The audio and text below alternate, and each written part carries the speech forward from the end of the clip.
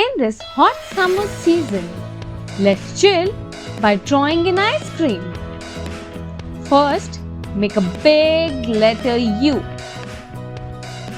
Now, draw a sleeping line at the top, joining the two ends of letter U.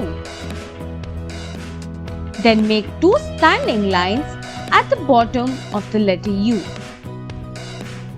After that, from the end of the straight line, make a small slanting line on each side. Now join the two ends with a sleeping line. Then draw circles at the top for making the ice cream scoops.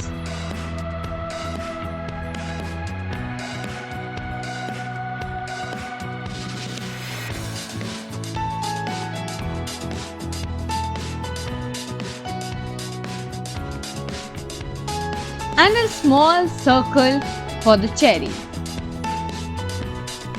Now draw two slanting lines for making the spoon.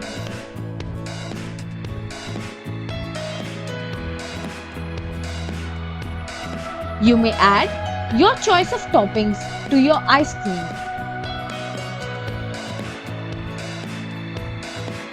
Go ahead and color your ice cream as you like. Enjoy!